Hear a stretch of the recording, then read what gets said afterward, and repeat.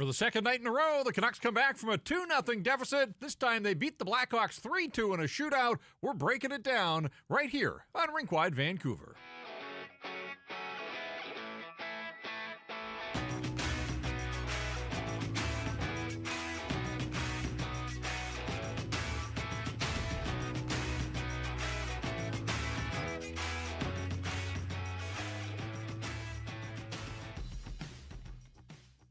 Yeah, they may be down, but apparently they're not out of hockey games. This Canuck team continues to dig itself holes early on, but then rallies, and for a second straight night with a fair bit of travel in between, they go back-to-back, and they check off Dallas and Chicago to start this 5-game road trip with a pair of wins. We welcome you inside the Pacific Toyota Dealer studios. Visit shoptoyota.ca or your local Pacific Toyota dealer today. Rink Wide brought to you in part by Bet365. I'm Jeff. He's Irf. And we're here to talk about a Vancouver Canuck team that won't go quietly. Yeah, maybe they got to work on their starts to hockey games, but we said it last night, say it again. Not how you start, ultimately. It is how you finish. And it was Brock Boeser showing that finish. What a start to the season for him. This one won't go in his personal ledger, but man, that looked like the Brock Boeser that scored 40 a couple of seasons ago. Came in on the shootout attempt, fourth round of the shootout, picked his spot, and bam, hits the back of the net. The Vancouver Canucks skate out of the Windy City with a 3-2 victory. Yeah, vintage Brock Boeser there. The release, the quickness, finding his spot. And a couple of goals he's scored this season have looked exactly like that. So that velocity is there is on his shot. And Canucks posted on X, they saved the best for last on that one. So I like there that. You go. Speaking of speed, how about Jake DeBrusk? Yeah. Ripped in, thought he had won it too, bar down, but unfortunately bar down on the wrong side of the goal line. That was the third round of the shootout. Elias Pettersson went first. He was stopped. Connor Garland with a shot. He was thwarted as well, but Kevin Lankinen standing tall. And we've talked about this internal competition. Lankinen wants to battle for starts. We've seen the way that Thatcher Demko has begun this season. And again, the Vancouver Canucks know that they've got two guys that can tend the net. And Lankinen put on a show tonight. We'll get to the 3 stars a little bit later on here, but let's get us going with some super chats for a great cause, supporting the BC Mental Health Foundation once again this season, changing the face of mental health and addiction by supporting breakthroughs in care, public understanding, research, and knowledge exchange. And we got Mannix bringing a super chat right off the top. Do you believe in miracles? Maybe a little premature for that, but if the boys can win with Kelly Sutherland on the whistle, they can do anything. Heck, Petey might even score eventually. Yeah, another couple chances calls in overtime, knifed between the defenders at the buzzer. I thought maybe he was going to squeeze in his first of the season. Didn't happen for him there. Still has to shoot the puck a whole lot more than he had. He promised that he was going to shoot the puck a bunch, and here he is 5 games into the season, and he's got 6 shots on goal total. Jake DeBrusk had 7 on the night, including his first goal of the season. That one got the comeback started for the Vancouver Canucks because this one followed the same script as in Dallas. They went down 2-0. They were the second best team on the ice in the first period, understandably, given that they, 2.5-hour flight, playing on back-to-back nights here. The Blackhawks coming off a good win in St. Louis the other night, so not a surprise that the Canucks were a little sluggish to get things going here, but it is playing with fire, Irf. Yep. 4 straight games now that they have spotted their opponent a 2-0 lead. They've come back to win 2 of them. So full credit to the Vancouver Canucks. I mean, this is, I think, Adam Foote and the coaching staff trying to establish culture and an identity. And you don't want the identity to be that you're falling behind in hockey games, but you do want that in your back pocket that if you're down, and they will trail on a lot of nights over the course of the season, the ability to sort of park what happens early and just keep chipping away. And to their credit, they got back on even terms, goals by DeBrusk and Max Sasson in that second period. And then from there, I thought the Canucks were the better team, certainly in overtime, absolutely dominated overtime. Boeser had a chance to win it in OT. Didn't happen for him there. We talked about Pettersson. Quinn Hughes played more than half of, well over half, played 3 minutes and 27 seconds of the 5-minute overtime. The captain cresting the 30-minute mark for the first time this season on the second half of back-to-backs. That's never easy, but Quinn Hughes just continues to do Quinn Hughes things. He picks up an assist on the DeBrusk power play goal. And the power play has come to life, which is good for the Vancouver Canucks because they started the road trip without a power play goal. They've now got 3, but they also had 3 third-period power plays and a chance to put the dagger in regulation time. I don't think the single point that the Blackhawks pick up is going to come back to cost them in the long run. But, in those situations when you're playing the second of back-to-back and maybe you don't have your best stuff, you get 3 third-period power plays. You'd like to be able to put one home and just skate out of there with a 60-minute victory. Yeah, I will start with playing with fire, like you mentioned. It's definitely not a recipe for long-term success and, being down a couple of goals early in hockey games and having to fight your way back to it. But I do like their resolve. I like the way that they were able to come back in this game when, by all accounts, you get in late. It's the second of back-to-backs. You just exerted a lot of effort beating the Dallas Stars and, maybe might not get up for this one, but it's early enough in the season where every opponent, no matter who you play in the NHL, is an NHL opponent. And obviously they've got some stars on their team. So I do like the way that the team was able to come back and kind of earn that win. But on the back of their goalie, right? It's Kevin Lankinen or it's Thatcher Demko. One of those two guys every single night is going to give that team a chance to win a hockey game. And you mentioned the power plays. We're going to talk about that obviously a little bit later, but that's an area that they probably hoped and will want to improve on, especially to be able to put teams away if they give you the opportunity to do it. Yeah, 1 for 6 with man advantage on the night, 9 shots on goal.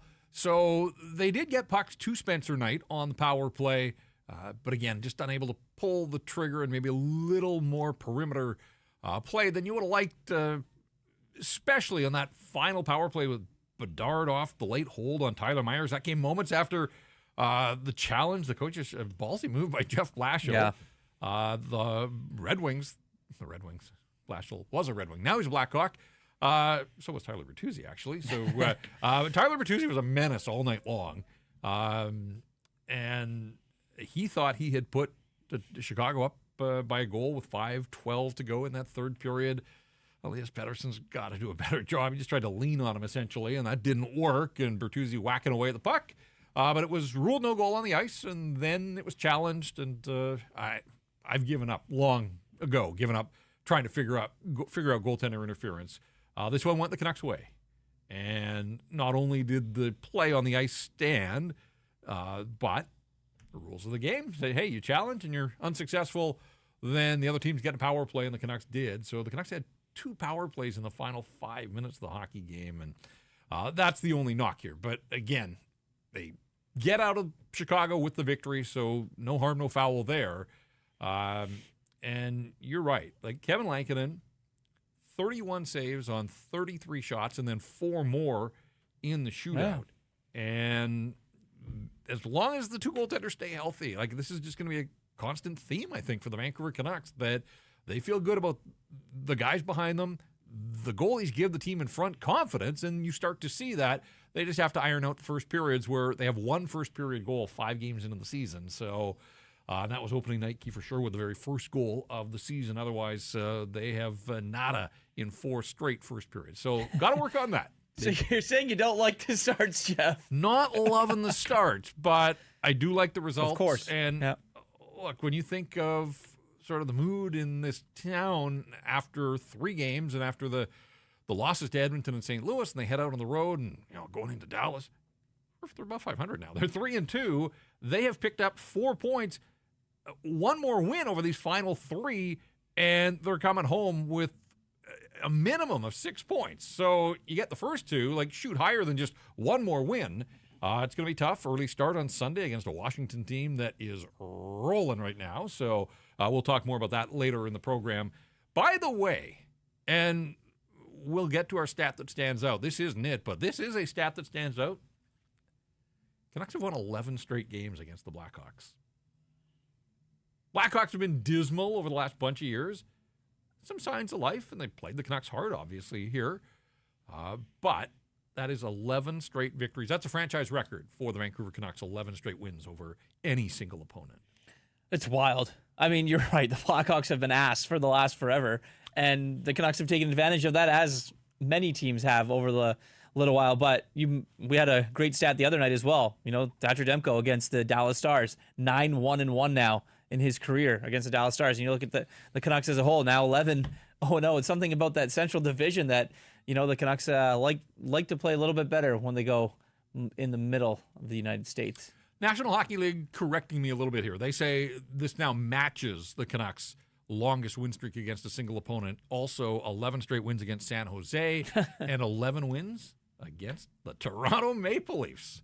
So there you go. But, yeah, it has been mastery for the Vancouver Canucks over the Blackhawks. And yes, the Hawks have not been very good over these past 5 years. That's a streak that dates back to 2022.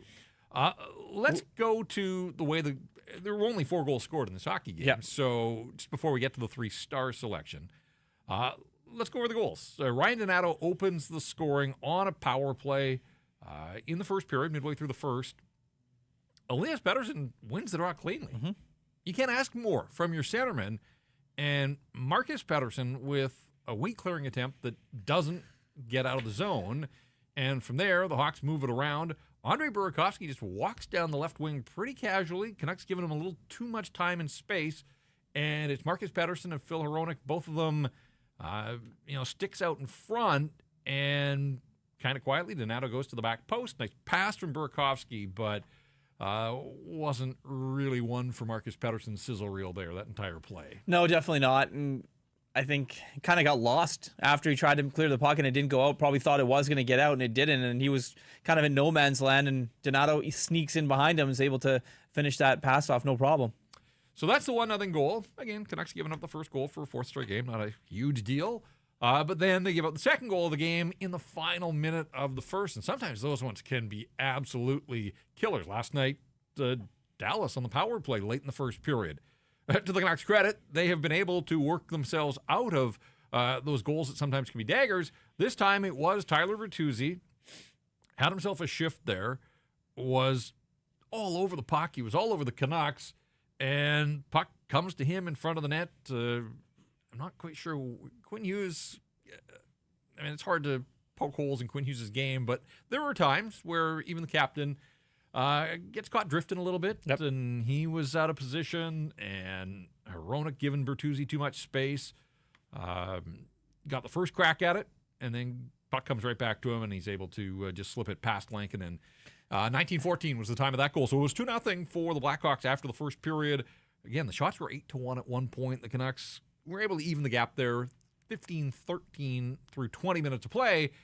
Don't love giving up 15 shots, but again, when you played the night before in travel, I'm not shocked by that, but this is something that the Canucks are going to have to certainly be mindful of, that teams are going to recognize that. This league's so heavily scouted, people will realize that this is not just a blip, that this is becoming a trend, that, hey, jump on the Vancouver Canucks, see if you can lean on them and get the early lead here and then force them to respond. And so far, so good in terms of the response. Even in Edmonton, like when they were getting outplayed badly, and they found a way to get the one goal that night to make it a 2-1 game. Ultimately, they couldn't get the second one that they needed, but Thatcher Demko held them in there, gave them an opportunity. This time, Lankinen stood tall, and then DeBrusk at the 6:49 mark on the power play. A couple of whacks at the puck. That looked like a lot of the 28 goals that he scored last year, and 14 of them coming on the power play. I'm glad for DeBrusk, not only on his 29th birthday, but I didn't want it to go a whole lot deeper into the season before he got his first, and I'm sure he didn't either. Yeah. They're going to need him to score a bunch this year. And so get the first one, and we know that he's streaky and he can heat up here in a hurry.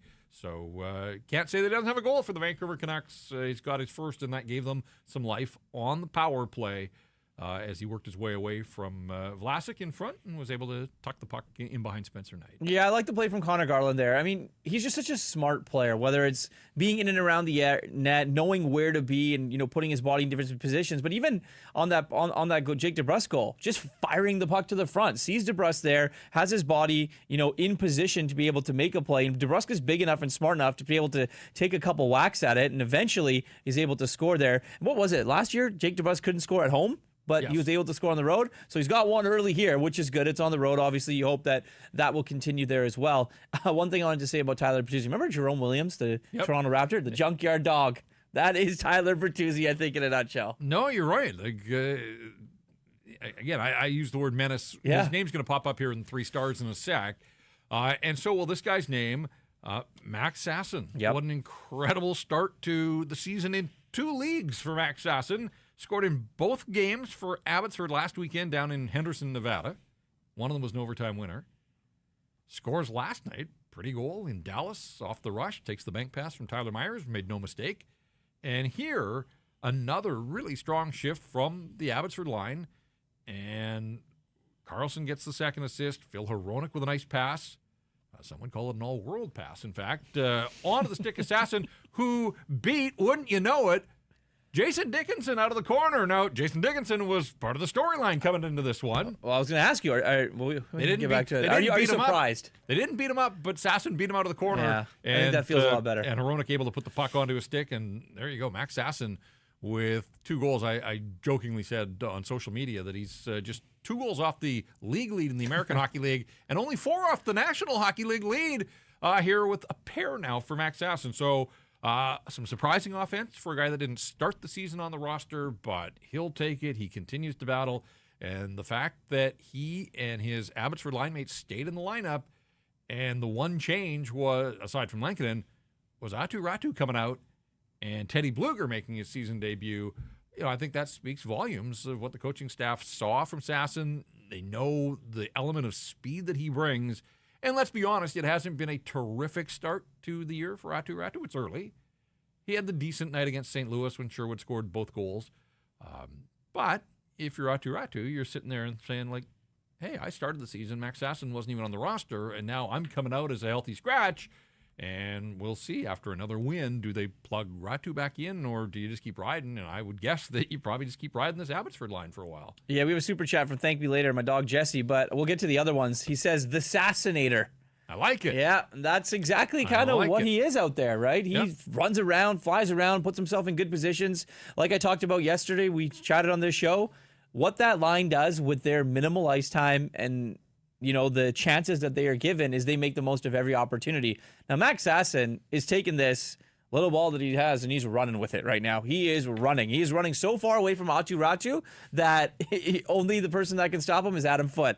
And I think that he deserves to be in the lineup. He gives them a different element with his speed and his skill and his awareness around the net. He can win some faceoffs as well.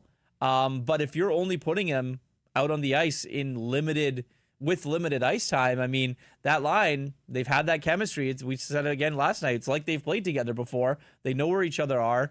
They're very smart hockey players, and they I know Quads asked that line needs to be named something, and you joked and said it's their top line. Which it might actually be right now because of the way that they play. Let's work with that. Only 8 minutes and 17 seconds for Sasson in a tight game in the third period and special teams. Scores an only shot on goal. The one thing, and this will be something to monitor too, this is the NHL, just 1 of 5 faceoffs, and that is Aatu Räty's strong suit as a team. The Canucks got bleached in the faceoff circle, winning 42% on the night. So, they probably want Räty in there, but right now they've made the switch, and I would say that worked out just fine for the Vancouver Canucks. All right, let's get to the 3 stars of this hockey game. The representation of Greta Bar YVR, and such a great place to catch all the games. I'm sure it was buzzing on a Friday with the baseball and CFL, and of course, Mariners hockey on your television too. So if you're looking for a great place to pregame with the rink and the stadium right around the corner, or if you're watching these games on TV, Greta has you covered. All kinds of big screens. Great street food menu. Got the weekly drink specials. They've got game night specials as well. All the arcade games just add to the atmosphere there. Check it out. Greta Bar, the place to be, 50 West Cordova. Greta Bar, let the games begin. 3 stars in the building. Tyler Bertuzzi getting a little home cooking. He was the first star. Kevin Lankinen, the second star. And Brock Besser with the dagger there in the shootout. Besser is the third star. Go a little different here. We like Max Sasson's game, and again, a tying goal when you're playing for the second night in a row and travel, and there's those fresh legs, and Max Sasson making the most of his opportunities, as you said, taking that ball and running with it. And there's Lankinen, the second star. Canucks aren't getting this victory unless the former Blackhawk, who's now 4-0, by the way, against Chicago, again, kind of goes back to this period of time. I think lots of guys are padding their stats against the poor Hawks, but there's Lankinen, .939 save percentage on the night. Gives up 2 in the first period, and after that was an absolute wall. And Tyler Bertuzzi, all over the stat sheet. He was busy. He thought he had put the Hawks in front. Didn't happen for him, but look at the night for Bertuzzi. Plays 19 minutes and 2 seconds, has a goal, takes a penalty, 6 shots on 9 attempts. He had 3 hits, and he went 7 and 2 in the faceoff circle. So some heavy lifting by the veteran who's there to insulate some of the young guys. And the young guys are coming along, but They'll get theirs. Yep. No, they've been competitive. Blackhawks had won back-to-back games. They pick up a point here, so a point's in 3 straight now for the Chicago Hockey Club. What did you think of Connor Bedard's night on the whole? How much did you notice Connor Bedard? A lot, actually. +1, a couple penalty minutes. 4 shots on net. And I think it's those shots on net, like you noticed them, most of them. There was the shot that he had where he had Roenick right up in his grill, and that release off his stick. Where Lankinen, early in the third period, Lankinen kind of bounced off him, and then it kind of just dropped right in front of the net. Like, not many players in the National Hockey League can do that. And Connor Bedard is very, very good at doing it. And I like the feistiness in his game. I do. I think that he's taken a jump, and I think it's not becoming a better player because he already has all the skill in the world and everyone knows that, but it's maturing on the mental side of the game, I think, for him. You know, he might have to realize that he doesn't need to do everything every single night. There's other players around him, like you mentioned, Tyler Bertuzzi, there to insulate and help and do other things. Frank Nazar is going to be a player that, you know, the Blackhawks are going to need for a long time. Guy like Ilya Mikheyev, we haven't even talked about him, had himself a hell of a hockey game too for the Chicago Blackhawk team. But for North Vancouver's Connor Bedard, you notice him, and you don't notice him for the wrong reasons. I think when we talked about his game last year, you notice him for all the stuff that was going wrong for the Blackhawks, and in the short term this season, it's all the things that are going right. Also had that chance in close in the second period when it was 2-1, could have put his team up by a pair, and then they go back the other way, and Max Sasson scored. So I thought that was one of the turning points in the hockey game. Have you looked at his ice time, Bedard's ice time? Yep, it is 25:01. 25 minutes plus for Connor Bedard. Felt like about 18 minutes of that was the first shift of overtime. Highest on the team there, yeah. Well, he was out for 3 minutes, I think, in overtime. The overtime shift was 2 minutes and 12 seconds right off the faceoff. Canucks got the puck, and Bedard, and I love the fact that Jeff Blashill's starting Nazar and Bedard. Like, that's the now, it's also the future of that hockey club. Give them some leash in overtime. It didn't happen for them there, but they didn't get scored on either. But 2 minutes and 12 seconds before they could get off, and then he had another minute and 22-second shift. So a lot of ice time for Connor Bedard, 25 minutes and 1 second on the night. In his career, this was the 5th game that he has played against the Canucks. Remember the broken jaw. He missed the first trip through Vancouver in his rookie season. But he's played the Canucks 5 times, 2 assists, didn't figure in the scoring in this one, and still looking for his first goal against his hometown team. But that shot, and I made note of the one that you talked about there in the third period, honed over many years in the driveway in Lynn Valley. So Connor Bedard, he'll come through Vancouver twice as long as he's healthy. Blackhawks will be here to take on the Canucks twice this year at Rogers Arena. Let's just touch on it briefly because I mentioned Jason Dickinson and you asked me if I was surprised. I'm going to say no. Yeah, me either. For a number of reasons. One is that the Canucks just aren't built to go looking for their pound of flesh. I know that this has been a talking point in recent years here when other things have happened, Quinn Hughes or some others. You know, why doesn't anybody stand up? This happened in March. It's now mid-October. I saw people saying, Evander Kane can, get in the good books with his new teammates. He wasn't here. He wasn't part of it. You can't look for him to be settling scores for, as a member of the Edmonton Oilers. And second to back-to-backs, ultimately the points matter most, and I think the Canucks can get the last laugh that it was Sasson scoring the tying goal with Jason Dickinson trying to catch up to him and couldn't do it. So did I think that, if there was an opportunity, would somebody finish a check on him? Sure. But I did not expect that the Vancouver Canucks were going to go after Jason Dickinson. The league frowns on vigilante justice, as we know, and I'm sure that the referees have been primed, even though these guys didn't work that game at the Raj last March.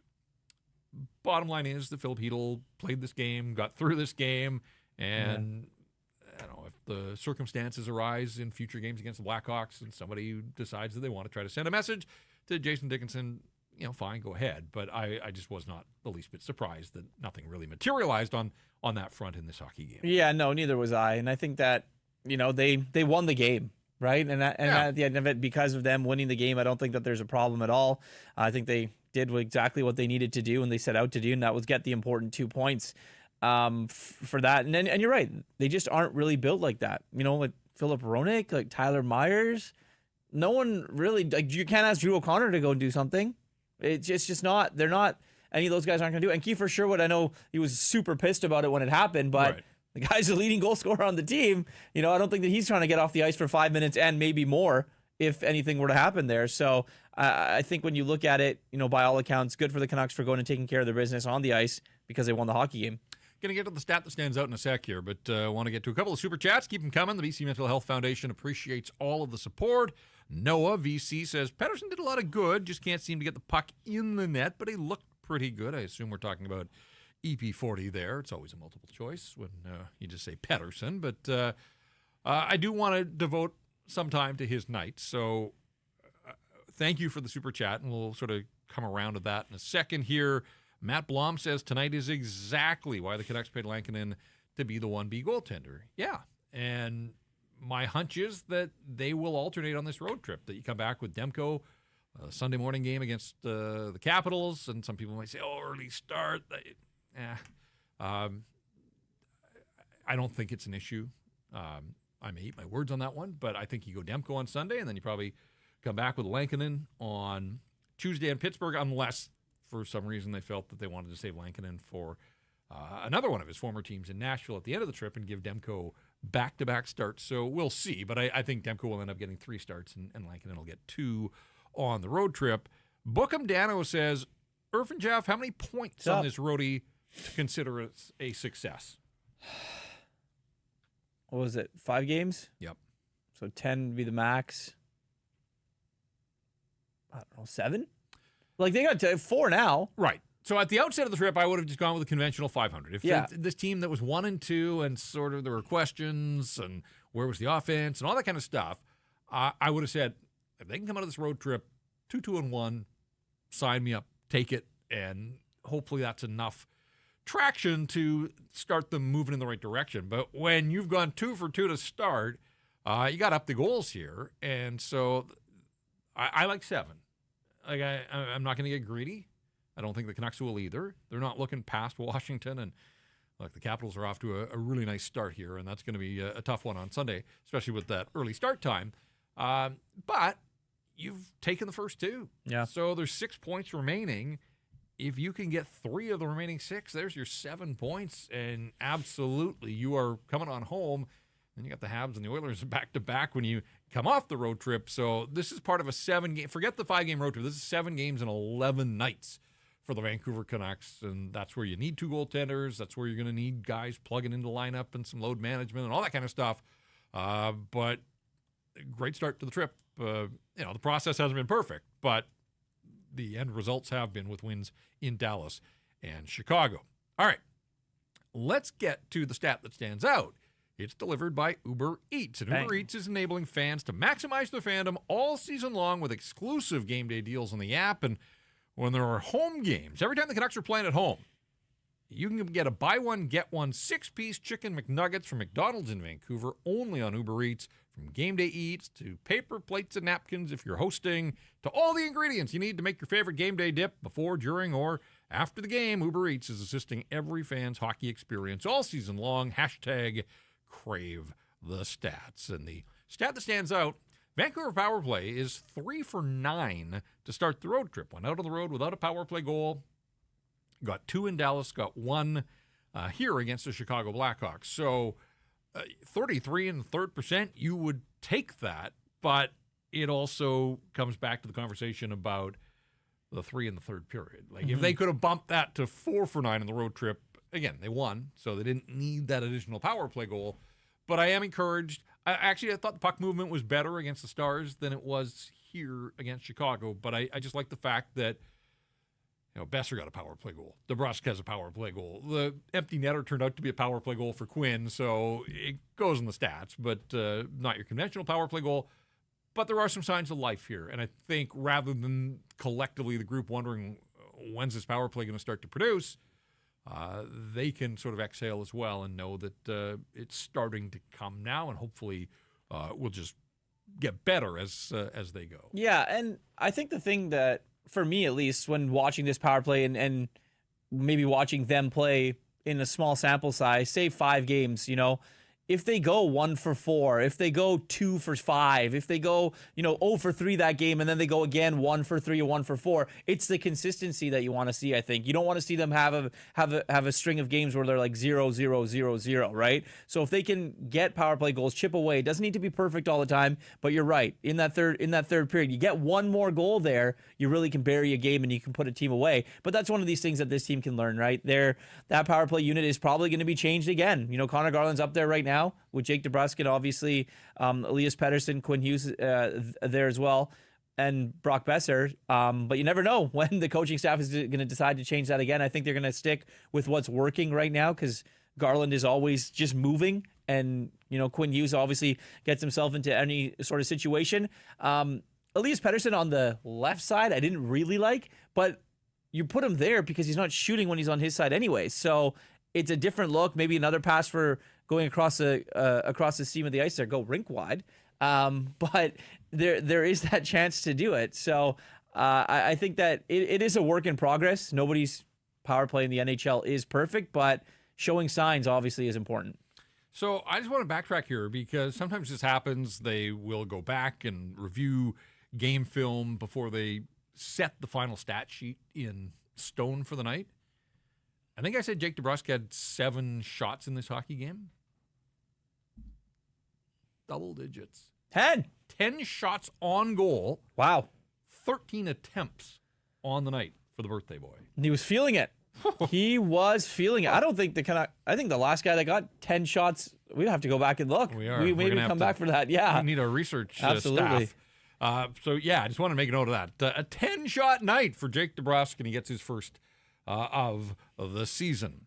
All right. I kind of feel like this is going to become a segment in and of itself each and every night. You know where I'm going here. Exactly where you're going. This segment is presented by Pacific Toyota Dealers and the Toyota Prius plug-in hybrid. It's a no-compromise approach to electric vehicles that offers the best of both worlds, seamlessly transitions from electric mode to the gas engine for a combined range of 962 kilometers. No sacrifices when it comes to horsepower or style, with its sleek, low, and wide exterior and sophisticated interior, loaded with tech that's actually easy to use. And right now, you can lease a 2025 Prius plug-in hybrid SE from $99 weekly at 3.49% APR for 64 months with $3,600 down, and it includes a $3,000 discount. Visit shoptoyota.ca or your local Pacific Toyota dealer today. Great segue, because this player is the last player to record 10 shots in a game.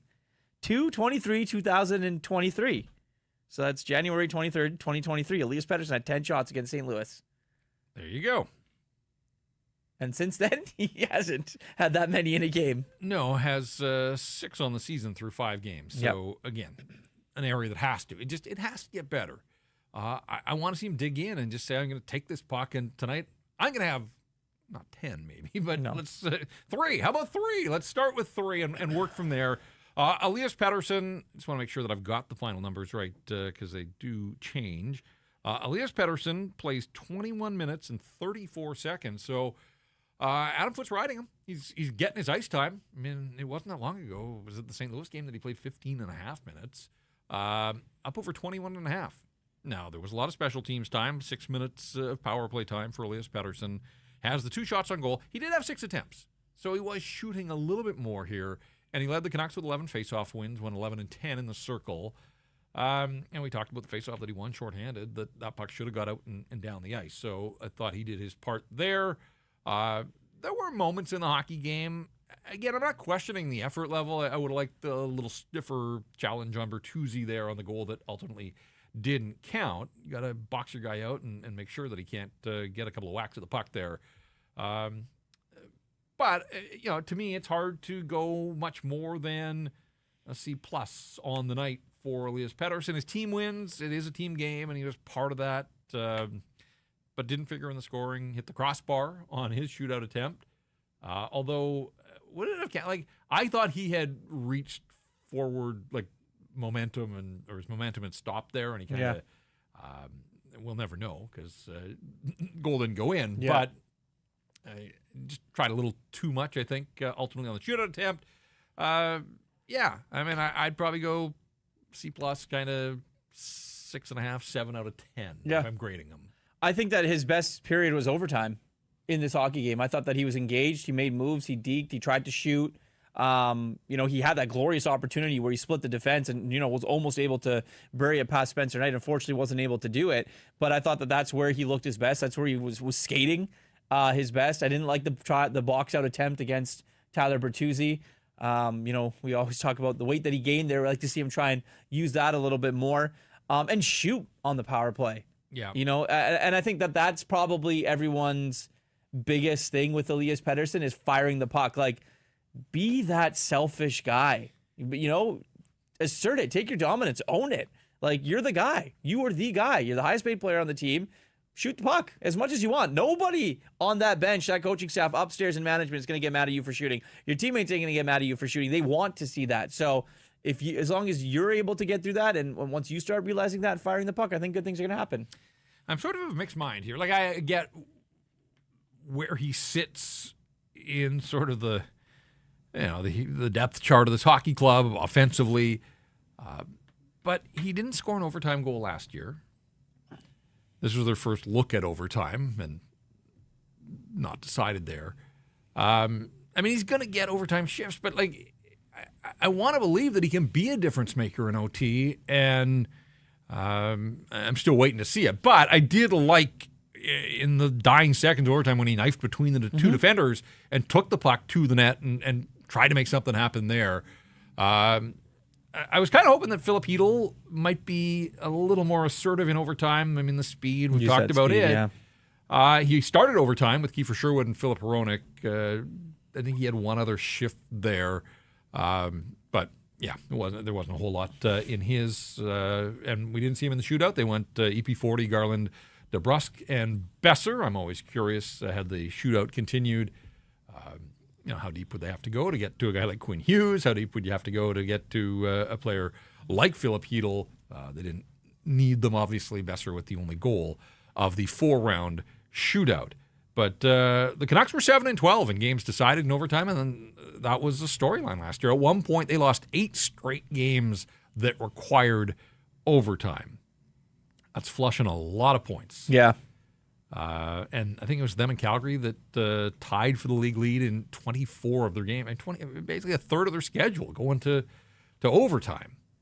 And they came out with 10 overtime points from 24 trips, so left 14 points on the table. Here, they pick up the first bonus point of the season, and hopefully they're able to settle games in regulation that they don't need overtime as much, but if they are required to play extra time, they're going to have to find a way to grind out a few. With Quinn Hughes, they should be a dominant overtime team. And again, Quinn played 3 minutes and 27 seconds. He's out there trying to make things happen. But, I am curious to see sort of how the season goes along and what they look like in games that require overtime. My questions always vary to you in these post-game shows. Yes, what you like, what you didn't like, players and X, Y, and Z. What were you most encouraged by in this Canucks win?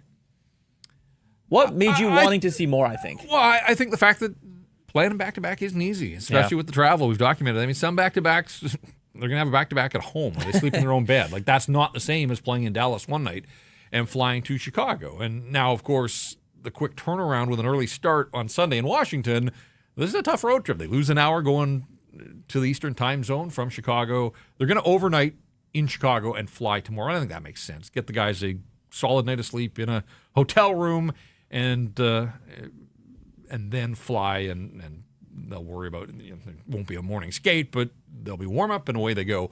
On Sunday against the Capitals. So it's like the fact that there has been this resolve that even though they're getting outplayed in first periods, the goaltending is right at the top of my list of things that I've liked almost every night out. And if you've got goaltending in the NHL, you got a chance. And so far, here they are with 3 wins out of 5 games when it looked like this road trip could have got off to a rocky start. And instead, they've turned that on their ear. I love the guys from Abbotsford making the most of their opportunity, led by Max Sasson. That's such a good story. And we should mention that Abbotsford suffered its first loss of the American Hockey League season, got shut out in Laval. And you look at the roster, most of it's, the top end of it's here in Vancouver. So they're asking a lot of Manny Malhotra in his second year and coming off the Calder Cup championship. That it's a different roster this time around. Nils Åman and Vitaly Kravtsov are his top players. And they've playing every goalie there. And tonight it was Ty Young, so 3 games, and they've had 3 different goaltenders, and they get back at it, the rematch in Laval, before they play the home opener. And, of course, the banner will go to the roof of the Abbotsford Centre in that first home game, prior to that first home game. So I like the end result. Just to bring it back to your question, I'm liking the end result ultimately here, 2 games into this road trip. We got Prime Killer with the chat, says Demko Wall and Blankinen, lethal goalie combo. And, yeah, I mean, that's the hope. And, this year, $9.5 million. Next year it goes up with the Demko extension. But, again, I think you're willing to invest in your goaltending. It's more than a lot of teams are spending, but I think there's a lot of teams out there that'll look at the Vancouver Canucks and be a little envious that they've got not 1 but 2 guys that can deliver almost every night that they are between the pipes. I want to tell you, as we have on each and every episode here, that make sure that you are following us on all our social channels. We've been active here. We got Jacob Fraser behind the scenes now, pumping out content on the Rink Wide X channel, but also our Rink Wide YouTube channel, which is a place that many of you view the program here after each and every game. And some that watch it on X maybe not realize that, we stream it on YouTube as well. Either or, just make sure that you're watching, tell some friends. But on non-game nights, when the Canucks are here in town, practice reports and video from the rink, post-game scrums, we're populating our YouTube channel with all sorts of Canucks content. So bringing you behind the scenes, providing more. I mean, the demand is there, and so we're doing what we can. So make sure that you have subscribed to our YouTube channel, Rink Wide Vancouver, and set your notifications so that you don't miss a thing whenever we drop fresh new content there. Jeff's doing stand-ups from the rink. It's great. I got to tell you. Not stand-up comedy. No, not stand-up comedy. Stand-ups on camera, yes. And we'll continue to work at getting better at those. All right, so 2 for 2. Team day off, a little bit of travel on Saturday as they work their way to Washington, D.C., where they run into Alex Ovechkin and a Capitals team that is 4-1 to start the season. Was a 5-1 winner over Minnesota earlier today, and that tells some of the story. The other part of that story is that the shots midway through the hockey game were 24-4. Yeah. In favor of the Capitals. Ended up 45-15, so Minnesota got a few more along the way. But no, I mean, Capitals, deep team. We saw that last year. They got goaltending, obviously. Ovi at .898. He scored his first of the season. So 2 to get to .900. And, of course, every goal he scores is somewhere that nobody has ever gone in the National Hockey League. I know that lots of guys have set records and hit those milestone numbers against the Vancouver Canucks. So if he gets 2, he'll get to .900 on Sunday. That'll be part of the challenge for the Vancouver Canucks. But, no, I mean, this is a solid Washington team that was built to win. Fell short in the playoffs last year, but there's a lot to like there, and that will pose a pretty good challenge for the Canucks with the early start. 9:30 Pacific time, 12:30 obviously in the Eastern time zone, but those early starts haven't always been friendly to the Vancouver Canucks, so it just kind of adds to the challenges that they will face. I think that game's going to be sloppy. Like I think that might take the over in that game. Like I think there's going to be some goals to be had early for both teams. I mean, Washington might they practice tomorrow. Are they play tomorrow? No, they don't. No, they play today. They play today, so they don't play tomorrow. So they'll probably have a practice day. The Canucks have an off day, travel to Washington, and then right at it. Yep. So I think that there's a chance that we see some goals early in the hockey game, and you never know.